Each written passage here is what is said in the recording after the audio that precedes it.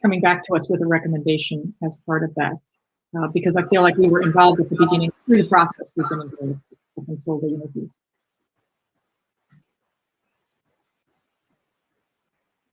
So this Commissioner Mill, the difference I'm hearing is I think Chairwoman Newberg is suggesting we give him the authority to go ahead and hire.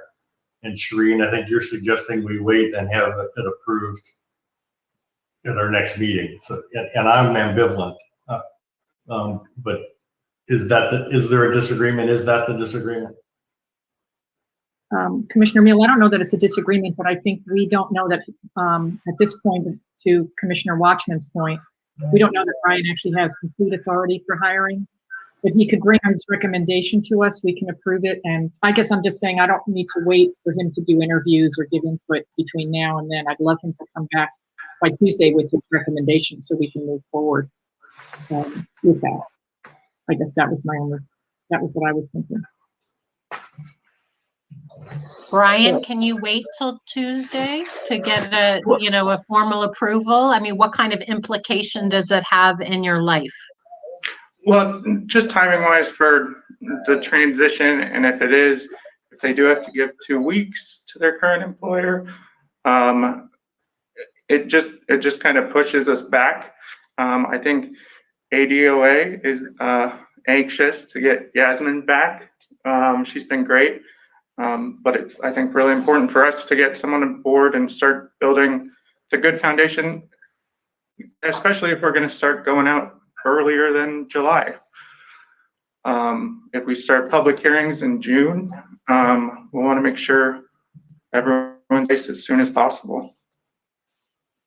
Well, I guess this is Commissioner Lerner. I guess I go back to that question that Commissioner Watchman raised. We don't know the authority piece. I think that was his point, was based on, so we need an interpretation to know, could Brian make the offer, or does it need to come from the commission? And I guess that's where I'm coming from as well.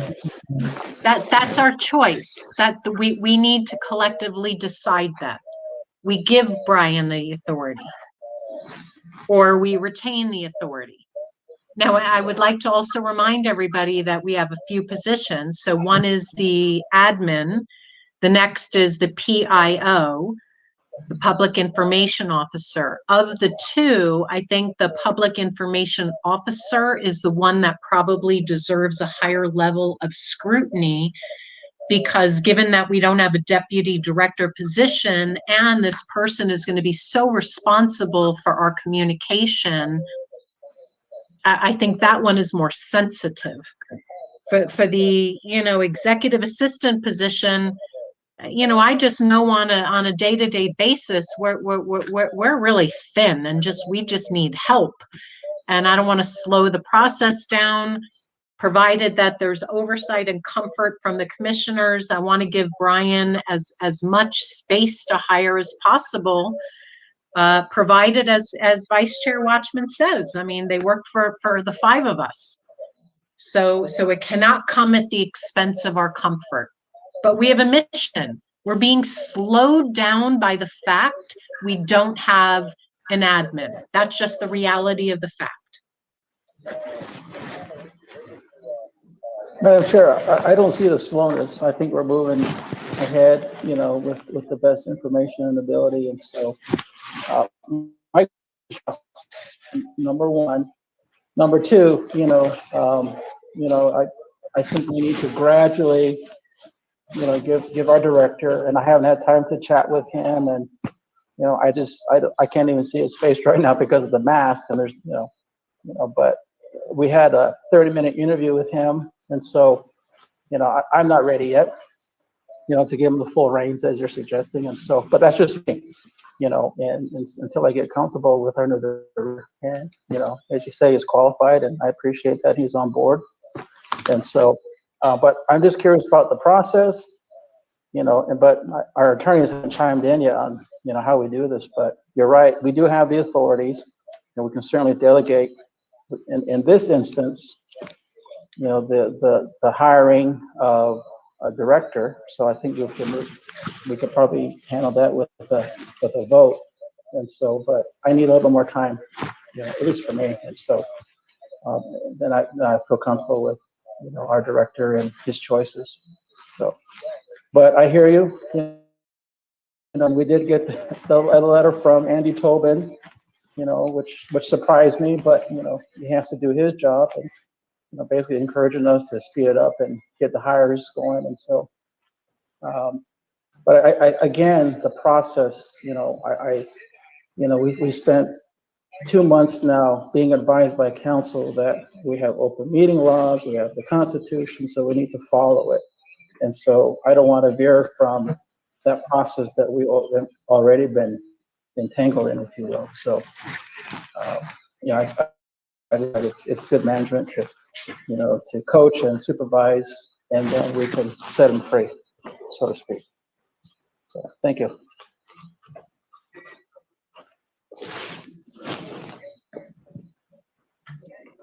Did you guys want me to weigh in? Sure. I'd appreciate that, Madam Chair. Yes, Pam, if you could. So my read of the constitutional enabling provisions is that you guys have the authority to do this hiring. What I do not see in the provision, and granted, they weren't, this provision was not written by the legislature the way most statutes are written, because it came as a voter-led initiative. But typically, there is language that specifically allows for the delegation of duties. Assuming that is required, then the way you work with that is either the commission actively conducts the interviews like you did for the chair position and executive director position, or you provide the executive director with direction, and then when he reaches, assuming you give him, that much leeway, I would say, to do everything except the final signature, then what he would do is extend an offer pursuant or subject to commission approval. Now, the amount of direction you give him, of course, can be as narrow or as broad as the commission wants, without something that indicates an ability to delegate in the constitutional provision. There's argument to say that it needs to be formally approved by the commission.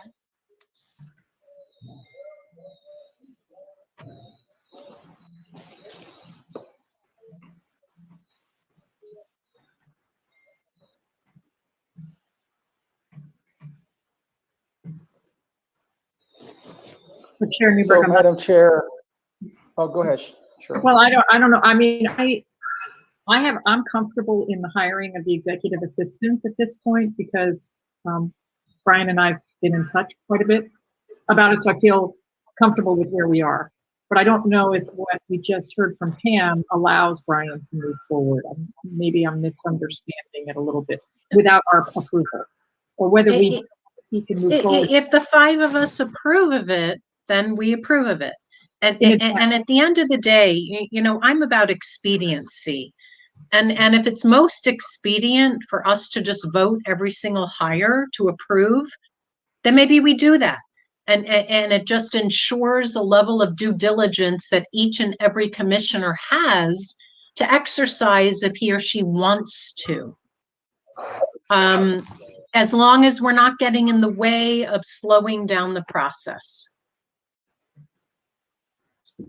What I heard implies that we can grant the authority to approve the position predicated upon the commission approving the hire in future dates.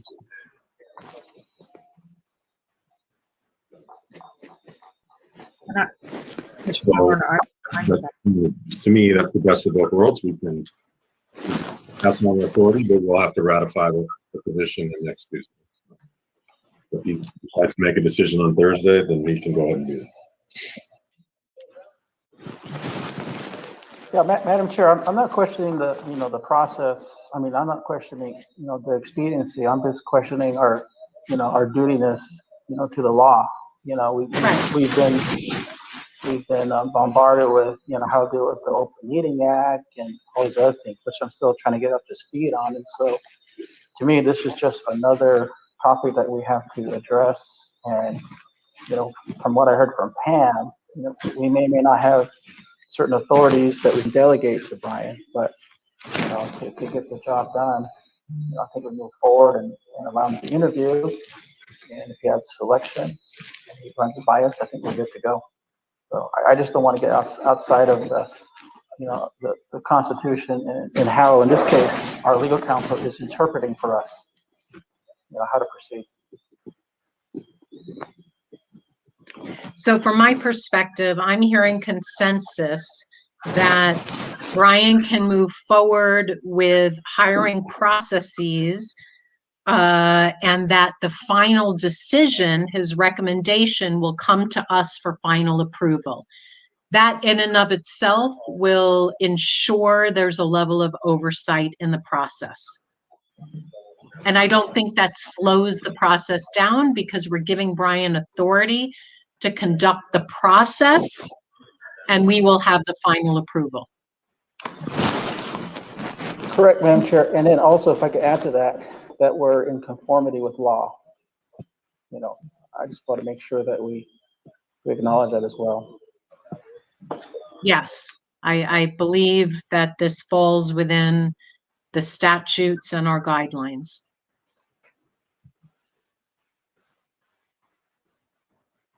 So do we want to have a motion giving Brian broad latitude with vetting candidates with the involvement of commissioners? We all see, the applications, and we give him the authority to vet them, and that any final decision point on his part is to be approved by the full commission. If I could offer a suggestion for clarification, Yes. in terms of providing input to Brian, perhaps consider clarifying that people would be working independently and sending their thoughts to Brian, and that there'd be no two-way communication or anything that could resemble chain communication. Well, that actually brings up a separate question. What this motion is not a subcommittee proposal. This is each commissioner exercising our own due diligence right. This is very different than discussing what we want to do if moving forward with a subcommittee.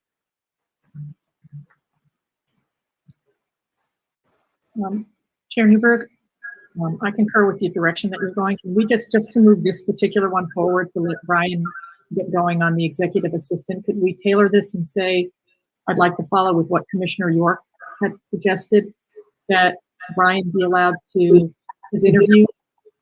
Let's see if I keep this right. That to hold his interviews, make a determination this week of his recommendation, pending our approval on that Tuesday, so he could move forward as needed for the executive assistant position, and then we just do the final sort of stamp of approval on Tuesday. But that way, is that about what you were saying, Commissioner York? So we could at least get the executive assistant moving. This is Commissioner Mule. Point of clarification: are you saying he can go ahead and make an offer as part of that motion? I am. I'm saying he could make an offer pending, and it would be pending commission approval. So that that way he could move forward, but it's pending our approval. Thank you. I'm highly supportive of that. I second the motion. Okay. We have a first, we have a second. Any further discussion? Nope. Okay, so we have a motion to allow Brian to move forward with interviews and to extend an offer conditioned upon the approval of the full commission. For the executive assistant. For the sole position of executive assistant. Any further questions? With that, we'll do a vote. Vice Chair Watchman, Aye. Commissioner Meal, Aye. Commissioner Lerner, Aye. Commissioner York. Aye. Commissioner Newberg is an aye, and with that unanimously, Brian, you are welcome to move forward with your efforts to hire an executive assistant position contingent upon our final approval next Tuesday. All right. Thank you. Is there any other discussion with the other positions? With PIO, we don't necessarily need to have a decision today. But again, I mean, we could use the same principles. I think of all our hires, this is probably the most sensitive. This is Commissioner Lerner. Yeah, if we could use the same principles and maybe speak with Brian a little bit more, have him lay out what process he would like to follow as part of that. And because we don't have that position has not closed yet, correct? It will close in 2 days. Okay. So if we could at least start by following some of the same guidelines that we did with this time, where we can review the applications, provide Brian with input. And then on maybe next week, we could talk a little more if we want to have more involvement in other parts of the process. You know, the last item that I'd like to just add with these agenda items, number 6 and 7, the IT position. I know in the past, I believe it was just a direct hire. It's a unique skill. And if and when, Brian, there's somebody in the IT world that you interact with who may be a great fit, to just ask you to also feel free to come to us. And even maybe whether it's on contract or whatever, you know, we need to make sure that technologically we're in the 21st century, because I'm not, but so I need somebody else to compensate. Okay. Anything else with agenda items number 6 and 7 having to do with our executive director and his subsequent hires?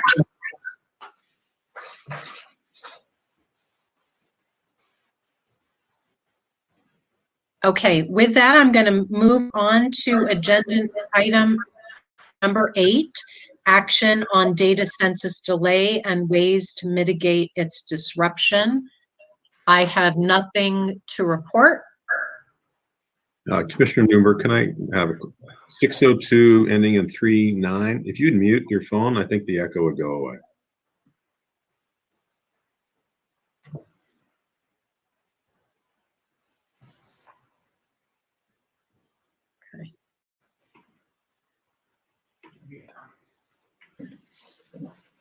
My only comment on ways to mitigate the disruption is for us to continue to methodically and expeditiously tackle our agenda items.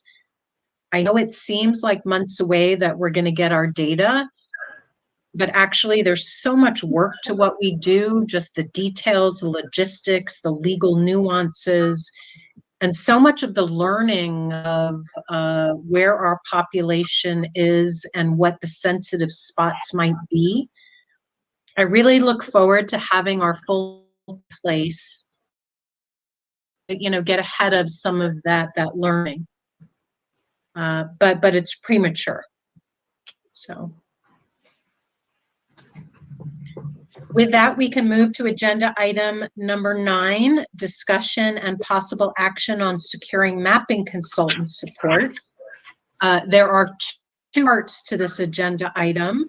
One is a presentation from ADOA, our Department on Administration, and SPO on procurement process for our mapping consultant. And B is the scoring and evaluation of mapping consultant RFPs.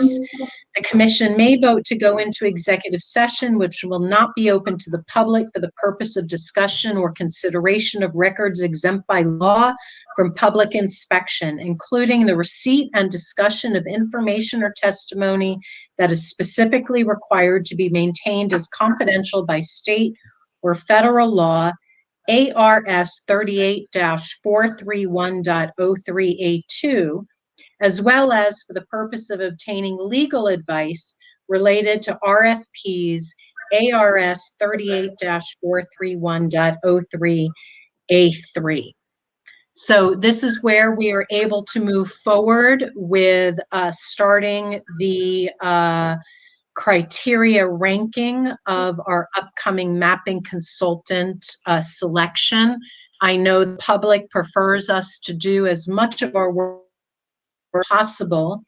This unfortunately is an area that legally we are required to do in executive session to protect the integrity of these confidential proposals. And in order for us to also protect the confidentiality of how we will be ranking, the areas that we value most. With that, I will turn it over to our ADOA and SPO experts. I don't know if there's anything that can be done in public session or if we need to immediately move into executive session.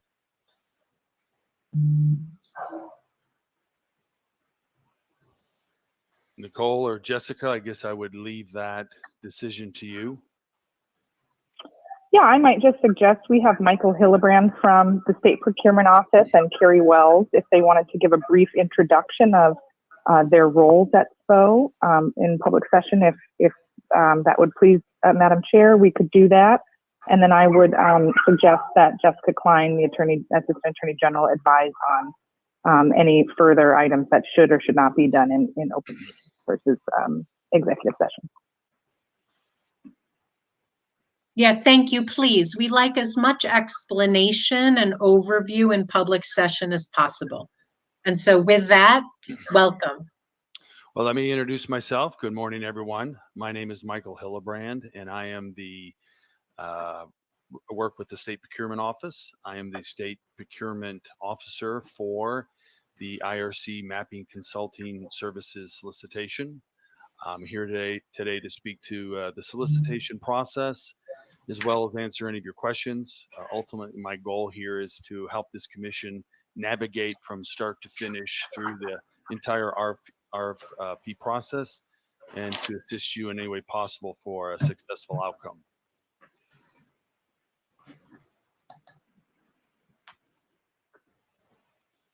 And I'm Carrie Wells, also the State Procurement Office. I'm a compliance manager, but I was the solicitation owner for the outside counsel solicitation.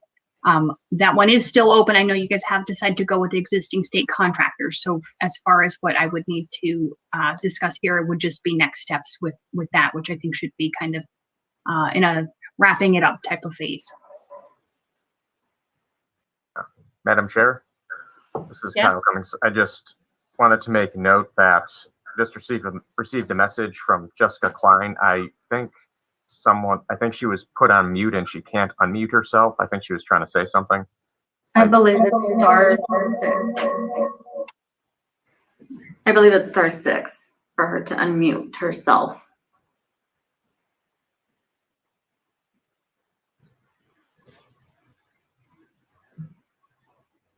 Okay, can you hear me now? This is Jessica Klein. Yes, Jessica. All right. Again, I was using the mute button on my phone, but that didn't seem to do the trick. All right. I just wanted to chime in response to what said earlier. In terms of the public session, I think anything related to the general scheduling of the steps in the process can be done in an open meeting. What needs to be done in the executive session is anything related to the actual scoring documents before you've received the proposals. And then after you receive the proposals, any discussion of those proposals.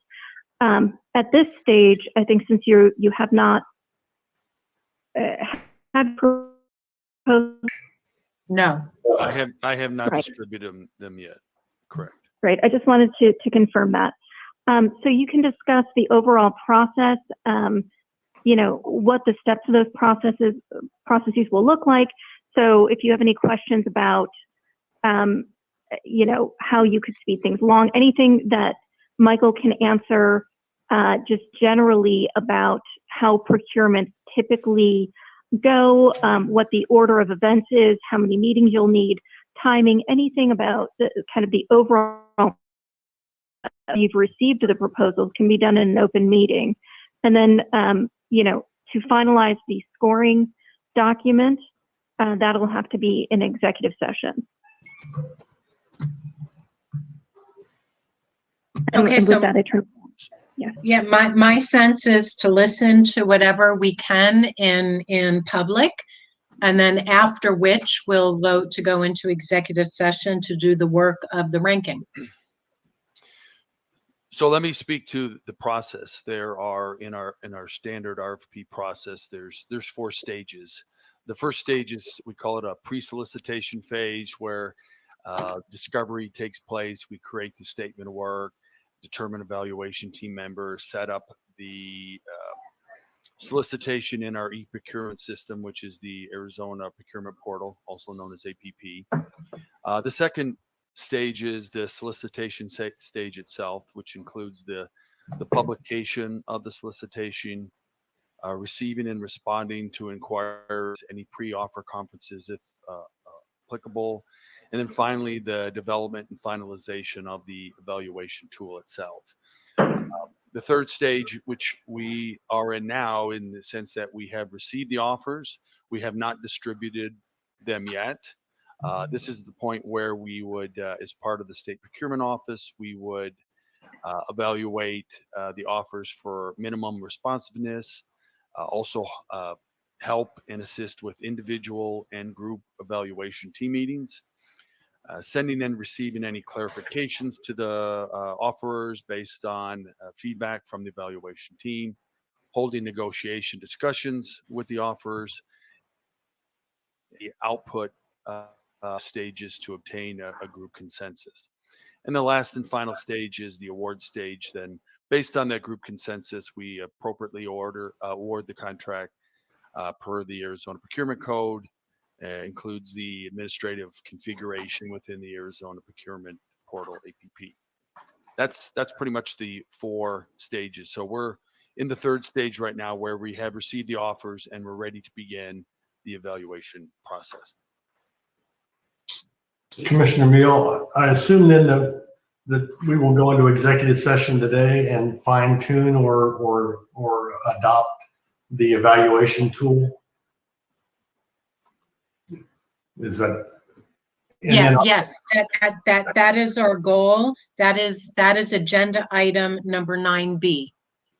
And then will we be interviewing the 3 firms? I would assume we would want to interview the firms and need to schedule interviews.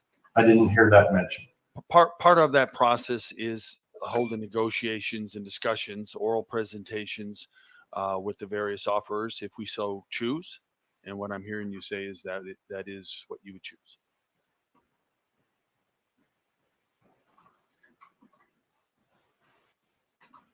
And would we be prepared to interview as soon as next Tuesday, or do we need to have this be several weeks away? I have not reached out or distributed the documents yet, as we previously said. If that is, I think the first step would be to individually look at and evaluate the various offers first, to accumulate what those questions might be as part of their offer, to formulate those questions and have a productive interview process.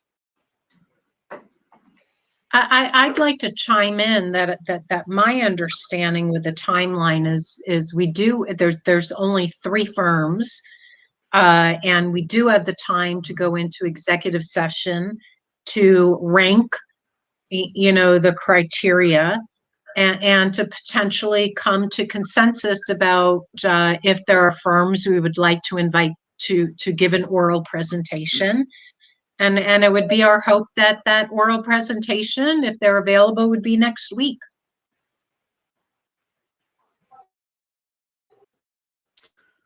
Well, generally speaking, the process, the way it would work is you would first read the offers to generate what those specific questions are based on their offer, right? Unless there's a standard set of questions that you would like to address to everybody, we can do that as well.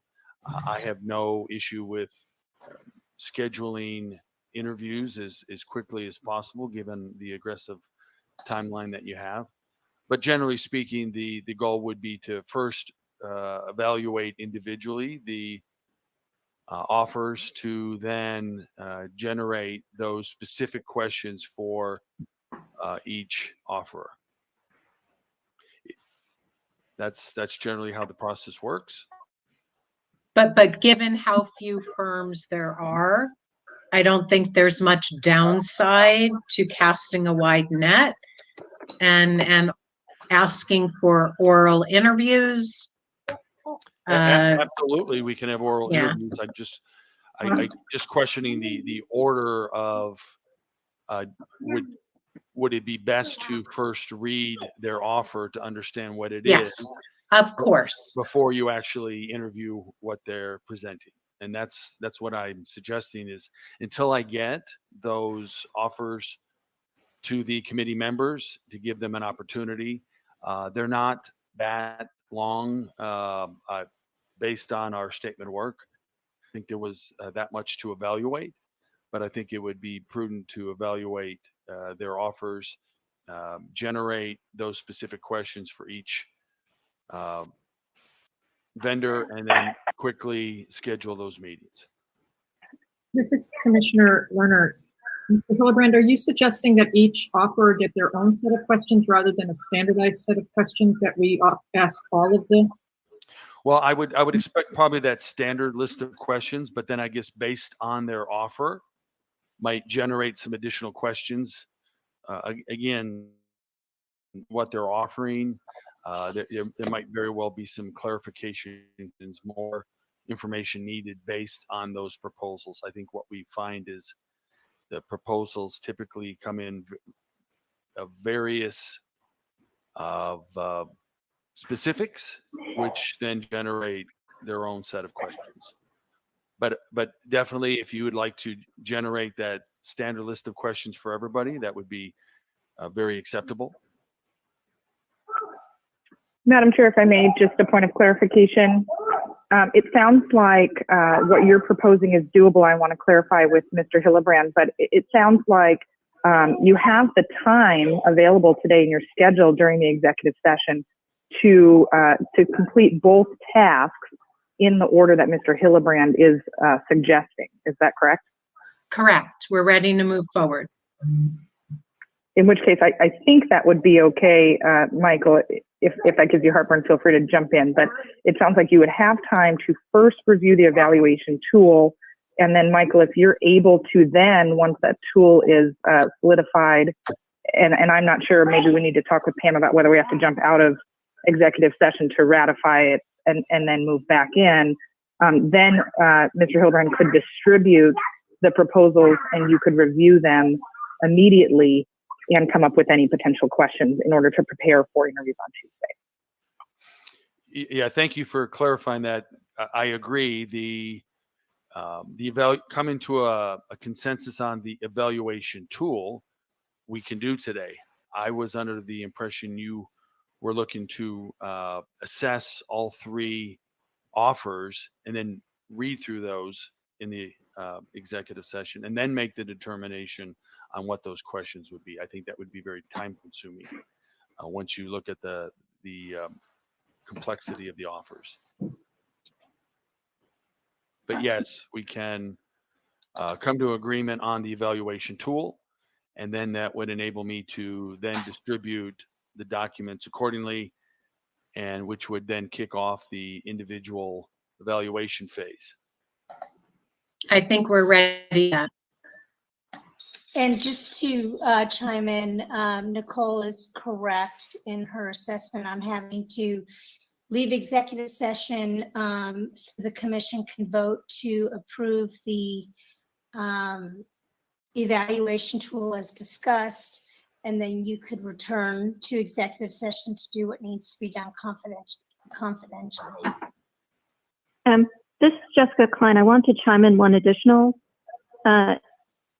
possibility, which is that if in the interest of due diligence and expedience, you wanted to also vote to have all proposers come in for at least an initial round of oral presentations next Tuesday, I think you could do that. You would just be doing it before you review the documents. You'd be doing it, you know, just sort of as a matter of expedience. You know, thank you for that, Jessica. If I'd like to say I support that. I mean, you know, if we sit and analyze and maybe rule out one of the three, that'll take time. Why not just extend the invitation and know that we have access to the three viable mapping firms? To me, that just is very safe and comfortable for us.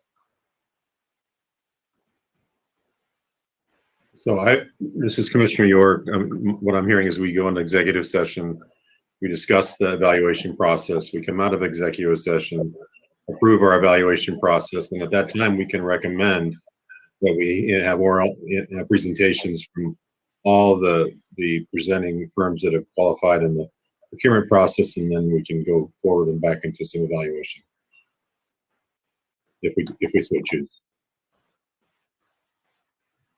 And this That's is correct. I concur with Commissioner York. Last time with the attorneys, we compiled questions by submitting them one way to Yasmin. Now we could submit them to Brian. And that compiled our questions for the Tuesday meeting. Could we do something like that too, to keep things moving where I'm not sure exactly how they all got compiled, but I know we submitted series of questions as well. Yes, the questions are on the evaluation matrix. They're also in the RFP itself, but I think when we look at the evaluation matrix, you will see those questions. I was the impression that this was already distributed. Yasmin, is that correct? Yes, that is correct. Okay, so everybody does have that. The matrix has been distributed, not the presentation. Correct. So yes, all of the questions, the evaluation questions are in the matrix itself. What I was hearing is more of an open meeting question from Commissioner Lerner. Yes, if you follow this as you did in the last RFP, which remains open, you can do the one-sided submission to be in compliance with the open meeting law. Yeah, I was referring to additional questions outside the matrix that we would deal with later. But I concur that we could follow what Chair Newberg and Commissioner York are suggesting in terms of practice. I believe she dropped off. Who's she? Jessica Klein. Okay. And I Okay. let her know that. Can we go into executive session now? Okay, I just want to make sure that Jessica Klein doesn't have any last comment before we take that vote. But I believe we are now at that point to take a vote to go into executive session to discuss the procurement process for our mapping consultant and scoring and evaluation.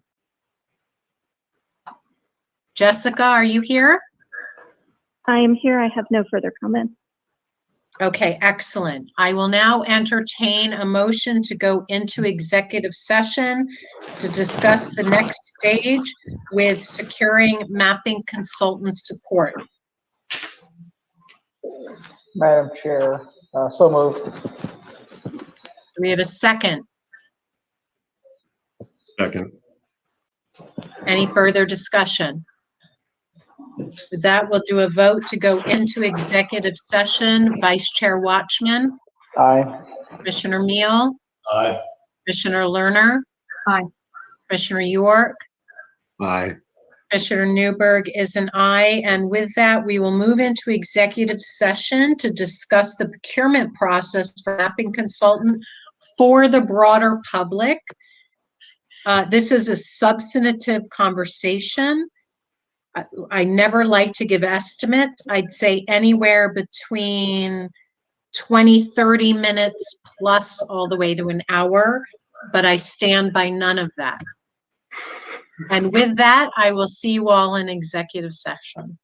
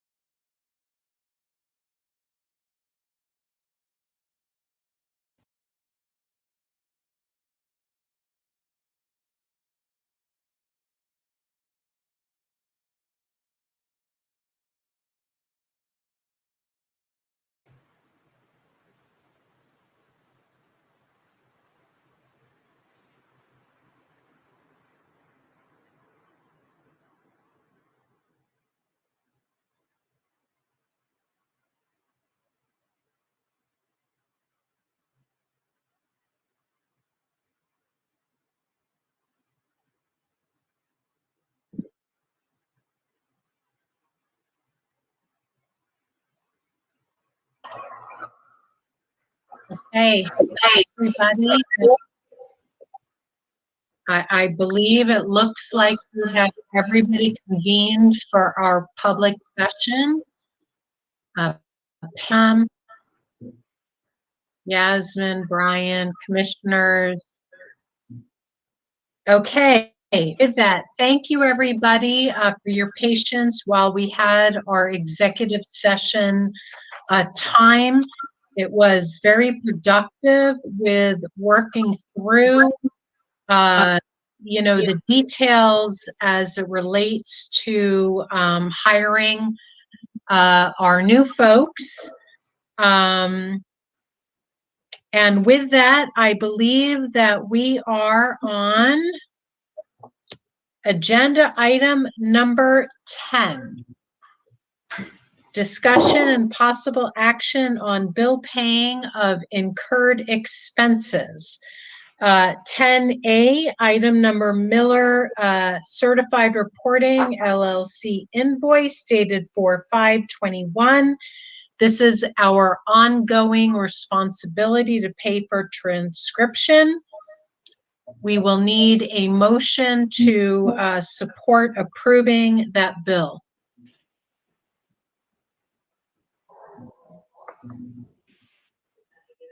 This is Commissioner Lerner, so move. Do we have a second? Seconds. Any discussion? Okay, with that, we have a motion to approve paying the Miller Certified Reporting invoice dated for 5/21. Vice Chair Watchman. Aye. Commissioner Meal. Aye. Commissioner Lerner. Aye. Commissioner York. Aye. Commissioner Newberg is an aye, and with that, we authorize that bill paying. Item number 10B, which is delegation. Chairwoman Newberg, don't we need to Yes. finish item 9 on the items dealing with the mapping consultant? Yes, I don't know if there is any other further voting. I believe there is. I make a Okay. motion that we approve the changes to the evaluation matrix as discussed in executive session and as recorded by Michael Hillebrand. Okay. This is Commissioner Excellent. Lerner, I second that motion. With that, any further discussion? Okay, Vice Chair Watchman. Aye. Commissioner Meal. Aye. Commissioner Lerner. Aye. Commissioner York. Aye. Commissioner Newberg is an aye, and with that, that is approved. Commissioner Meal, would you like to give any background to what I failed to explain to the broader public? We spent considerable time reviewing the evaluation matrix as drafted by the Department of Administration helping us out. And we are told that we need to keep this confidential so that the bidders aren't seeing how we're doing the details of the evaluation. So that's why it was in a executive session and not public session. And we did indeed reach consensus on making some changes to that evaluation matrix. And that is what we will ultimately use to evaluate the mapping consultants. And the reason we can't make it public is we're told we're not supposed to make it public. Want to discuss the interview process? Please, Commissioner York, do you want to expand? Yeah, we've also decided that we invited the proposees to give us oral interviews, and hopefully that'll happen next week. And just for a point of clarification, you're moving to invite the proposees or bidders to do that presentation that you would like to see? Yeah, I will make a motion that we extend invitations to all 3 firms who have applied for as mapping consultant and invite them really for next week, and if not next week, as soon as possible. I'll second that, Madam Chair. Excellent. Any further conversation? With that, we will move forward with inviting the finalists for our mapping consultants to hopefully come and present to us next week. Vice Chair Watchman, Aye. Commissioner Meal, Aye. Commissioner Lerner, Aye. Commissioner York, Aye. Commissioner Newberg is an aye, and with that, we move forward with inviting the 3 firms to come and give oral presentations with their mapping consultant proposals for next week.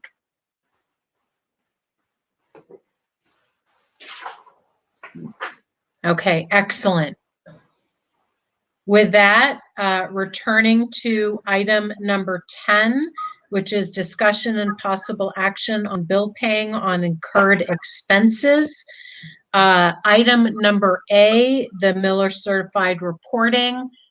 I don't remember where we were at with that proposal to pay that invoice. We approved it, Madam Chair. We just approved that. We just approved it. Okay, so item number 10B, delegation of authority to executive director to pay bills on incurrent expenses.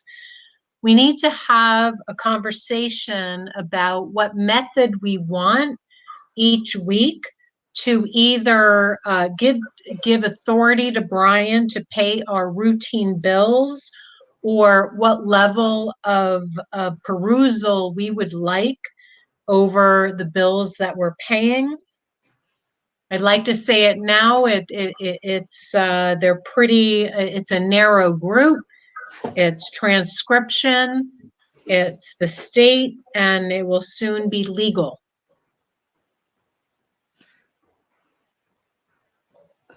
Madam Chair, is there a guide, or what does this state follow if there's guidelines for delegation? That is entirely up to our discretion, Vice Chair Watchman. There's many different precedents, but I understand, Madam Chair, but I'm asking for a guide if there's any. And so, you know, I'm assuming that we're probably going to get legal bills at 75,000 a month, maybe, just based on my experience with the 2 firms. And so, you know, do we want to be involved in that or not? So. Brian, you were going to make a comment? Yeah, I think monthly, it's going to be heavily scrutinized either way. I could do a monthly report if that would make you guys more comfortable. I'm open to what would make you guys feel best about the process. So my suggestion would be, first of all, to give Brian or the executive director authority to continue to pay bills for certified reporting on a regular basis. To continue with that, we've now seen those bills now for a number of months, so we know what those are going to cost. And I would suggest that for the first month or so, maybe we review bills that are coming in on our new consultants, so we can get a sense of cost on those and perhaps have discussions with our executive director about that, and then come back to this to give him authority for those once we've got a feel for what those bills will look like. So a 2-phase approach. Well, I would argue the rent's the rent, right? Well, it's true. I wasn't thinking that, so yes. I would just point out that if at any point Brian has a concern on something, just because he has directions on what he can pay as a matter of practice does not stop him from bringing it back to the commission if he feels they should see it. And I would include rent and phones and computers, any of that kind of stuff within that as well, because those are going to be, like you said, rent is rent.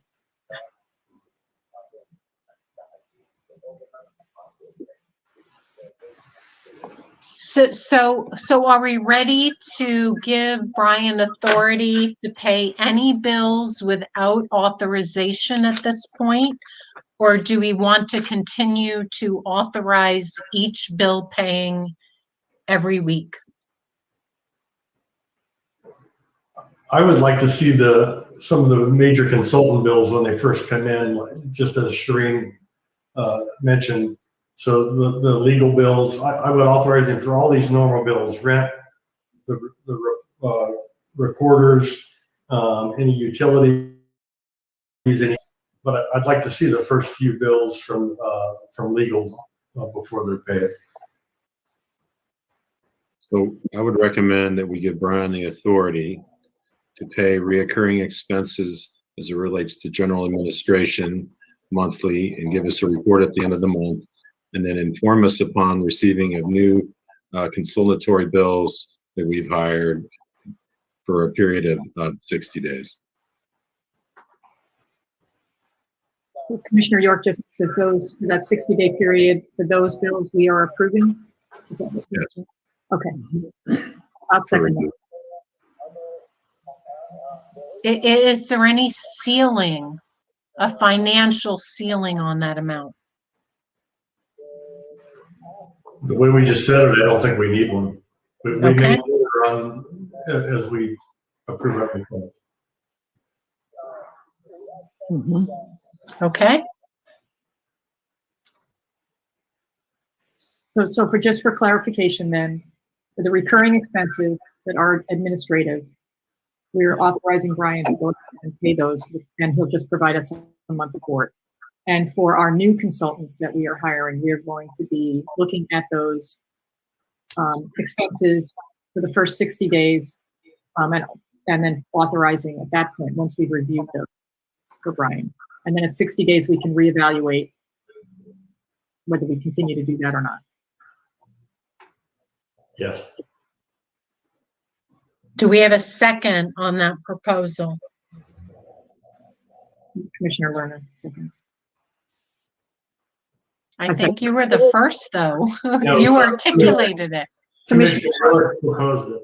York. Okay. York, Commissioner York proposed it. Commissioner Lerner articulated it and seconded, and now we're going to vote on it, unless there's any other discussion. No. So, Vice Chair Watchman, Aye. Commissioner Meal, Aye. Commissioner Lerner, aye. Commissioner York. Aye. Newberg is an aye, and with that, it is passed unanimously. And with that, I believe we are on item 11, discussion on ADOA resources and updates. Unless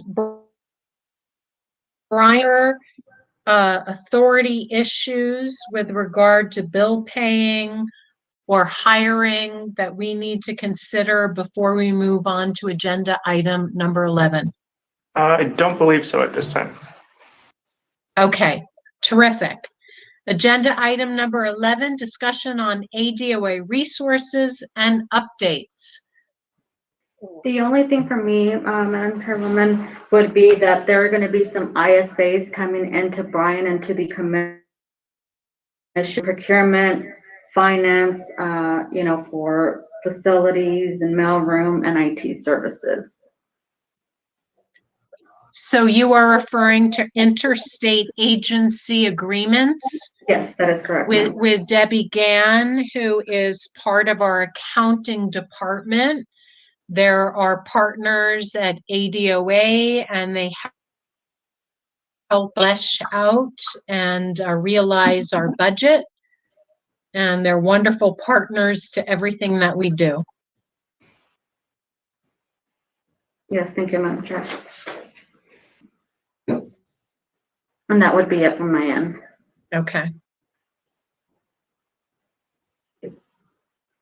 Okay, with that, we'll move to agenda item number 12, update, discussion, and possible action on Howard open meeting law complaint provided by ADOA legal counsel, including written response to the investigation inquiry. We may go into executive session, which I will recite those provisions, but let's first hear from our counsel to see whether or not this will be done in public or in executive session. Well, the choice is to public or executive session, of course, is up to you. My update is not much different from last week. As you know, there's been a transition underfoot. So I don't have the letter finalized just yet, or response, I should say, to get over to Commissioner Meal, but it's close to being at that point. And of course, there will most likely be some discussion with new council, as well as you guys, in terms of how much you guys, want to go based on what we've prepared, how much you want to go, or how much new council feels like they would be better off doing on their own. It's whether they choose to start from scratch or is not a problem for me. Sometimes it's easier to start writing something yourself rather than editing something that's already been drafted. So that's a decision that ultimately you guys will make, but until new council is firmly on board, we are still working on it. Okay, thank you so much, and thank you for all of your attention to this issue up to now. And I should just add, I did make contact with the investigating agency. They're aware that there's a transition underfoot. So they should not be surprised by it and are anticipating contact from new council as soon as they're on board. So this is Commissioner Meal. Pam, I would encourage you to have a draft ready that you present to our new council, and please inform them of the background and give them whatever information they need for them to evaluate that. So we would appreciate you doing that. Of course, and just generally speaking for everything, not just this open meeting complaint. So that's not, I should say on my part, I just presumed I would be doing that. Thank you. Yes, and just to reassure everyone that there will be great care given to the transfer of information between all professionals who are involved in guiding us. That's essential, to the competence of our process. So.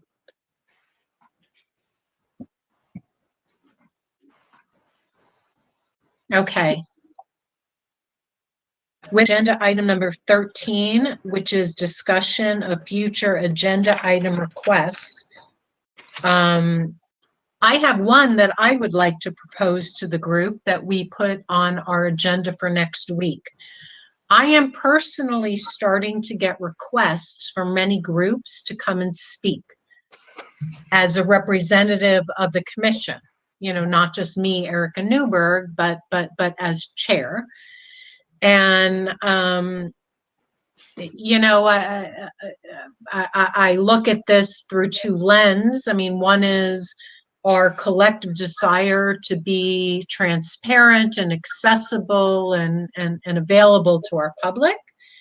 And of course, cautious about, open meeting laws, not getting ahead of our collective work legally, not subjecting us to any comments that could, be construed in any way that could mean something other than what it was intended.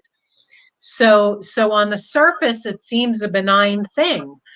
I've already committed on April 29th to speak to the League of Women Voters.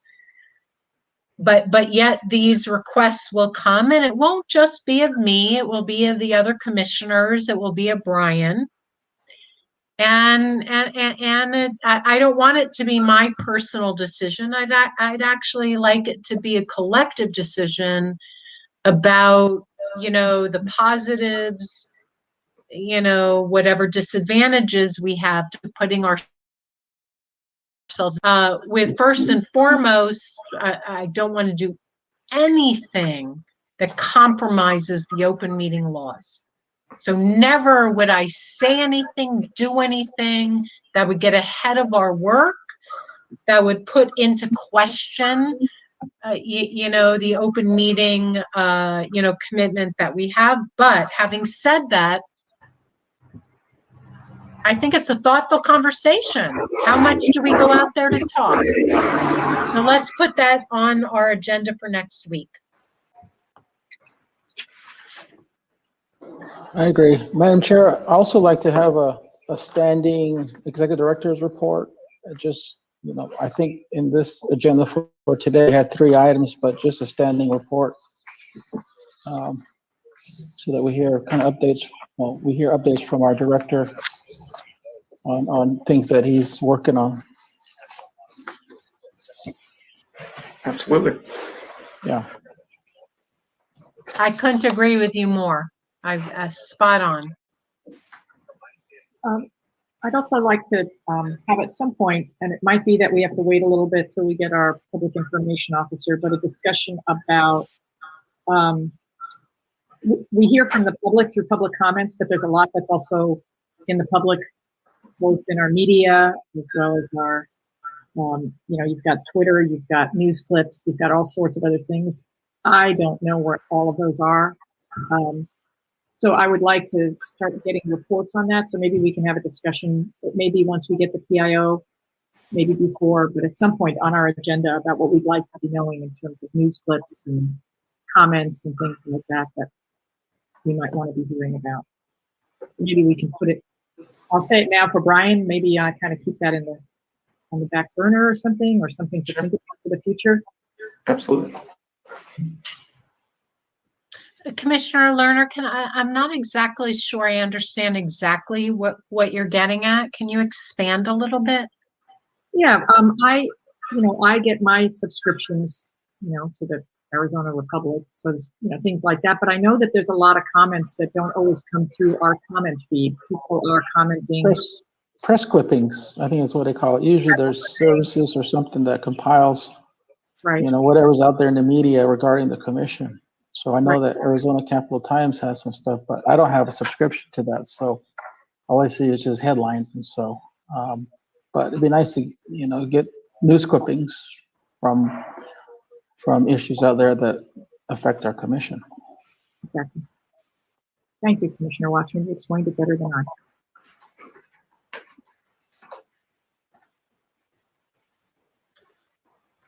Okay. Any other thoughts on this? Are we going to be revisiting next week? We had the subcommittee discussion. Are we going to just come back and revisit that as we continue our hiring process? I think we can certainly keep the subcommittee item on our agenda and use that opportunity to come to, you know, determinative decisions about how we're going to move forward on that. I think that makes sense.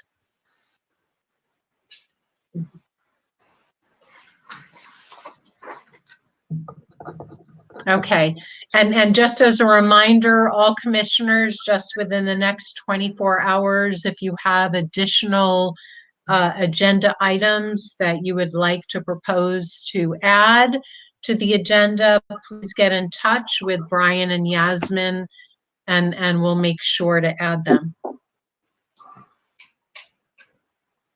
Okay, and with that, item number 15, announcements. Our next meeting date will be next Tuesday, April 20th. As a reminder, you know, let's plan a long day. It's possible we will have some oral presentations with mapping consultants. So we should plan for a 3-hour meeting with a possible hour recess between noon and 1, and then reconvening again for finishing up our interviews and any other further deliberation. Chair Newberg, should we also be submitting any questions to the executive director for those interviews by a certain date, by Thursday, let's say? Or Questions for the mapping? Yeah. for the mapping consultant, correct? Yes, I think that's a good idea to spend the next 48 hours thinking through what specific questions you'd like to be included. And as always, we will disseminate a list of an aggregate of potential questions. And we hope that the timing works out such that we have the mapping firms ready to meet with us.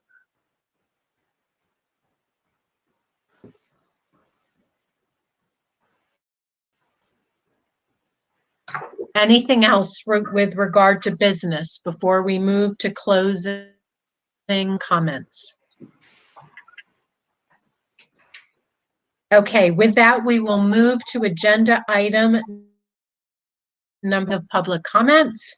Please note, members of the commission may not discuss items that are not specifically identified on the agenda. Therefore, pursuant to ARS 38-431.01H, action taken as a result of public comment will be limited to directing staff to study the matter, responding to any criticism, or scheduling the matter for further consideration and decision at a later date. And with that, we move to agenda item number 17, which is adjournment. I thank everybody for their participation today. I will entertain a motion to adjourn. Vice Chair Watchman. Take a second. Second. Chairman. Any further discussion? With that, we'll do a vote to adjourn. Vice Chair Watchman. Aye. Commissioner Meal. Aye. Commissioner Lerner. Aye. Commissioner York. Aye. Commissioner Newberg is an aye. And with that, we adjourn and we look forward to seeing all of you next week. Have a good one. Thank you. Thank you. Thank you. Bye all. Bye-bye.